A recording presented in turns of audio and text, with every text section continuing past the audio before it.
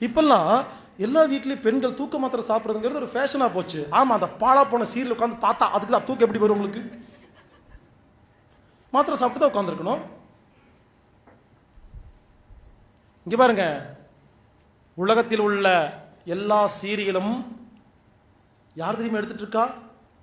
ஒரு குறிப்பிட்ட குரூப் எடுத்துட்டு இருக்காங்க. நீங்க நினைக்கிற மாதிரி சன் டிவி இருக்கு இல்லையா? சன் டிவி என்பது ஒரு ஏடிஎம்கே சேர்ந்த கலாநிதி மாறன் தயாநிதி மாறனை சேர்ந்ததே கிடையாது. அவங்கெல்லாம் பினாமி.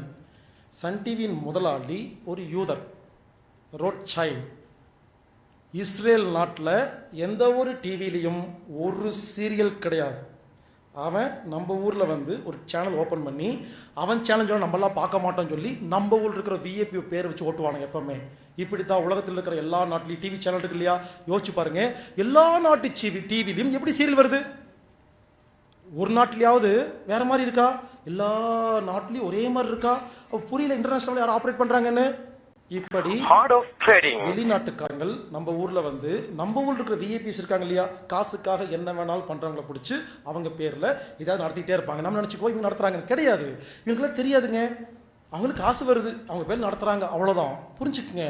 எல்லாத்துக்கும் காரணம் அந்த ஒரு குரூப்பு. அவங்களுக்கு பேர் இலுமினாட்டிகள்னு பேரு. இஸ்ரேல் தலைநகராக வச்சு பண்ணிட்டு இருக்கிறாங்க. அவங்க கும்பிட்ற சாமிக்கு பேரு லூசிஃபர். அவங்க கிறிஸ்டின் கிடையாது, முஸ்லீம் கிடையாது, இந்துவும் கிடையாது. இவனுங்க நம்ம 3 பேத்தையும் இந்து முஸ்லீம் கிறிஸ்டினை டெய்லி டிவி பேப்பரில் மாற்றி மாற்றி சண்டை போட வச்சு நம்மளையெல்லாம் அடிக்க வச்சுக்கிட்டு எவனோ ஒருத்தர் குளிர் காஞ்சிட்டு இருக்கிறான். இது யாருக்கும் தெரிய மாட்டேங்குது. தயவு செய்து அந்த டிவி சீரியல் பார்க்காதீங்க. மனசு கெட்டு போகிறதுக்கு காரணமே டிவி தாங்க. நீ ஏன் மறுபடியும் சொல்லிட்டு இருக்கிறன்னா நிறுத்தி பாருங்க. இந்த இடம் சரியா போயிருங்க. அந்த காதில் சவுண்டு கேட்குறீங்க இல்லையா, பக்கத்து வீட்டு டிவியில் நடக்கிற அந்த சீரியலு, அதை கேட்டாவே அவ்வளோதான், மனசு கெட்டு போயிடுது. ஸோ புரிஞ்சுக்குங்க, ரொம்ப சிம்பிளாக சொல்கிறேன், அவ்வளோதாங்க.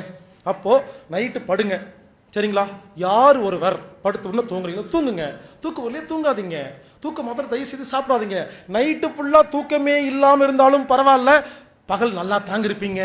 அதாவது நாமளே முடிவு பண்ணிக்குவோம், ஐயோ நைட்டு எனக்கு தூக்கமே வரலையே, நாமளே தான் முடிவு பண்ணுறோம். நைட்டு ஃபுல்லாக தூக்கமே இல்லாமல் இருந்து காலையில் நல்லா இருந்தால் ஒத்துக்க மாட்டோமா? நான் பல நாள் நைட்டு தூங்கினதே இல்லைங்க.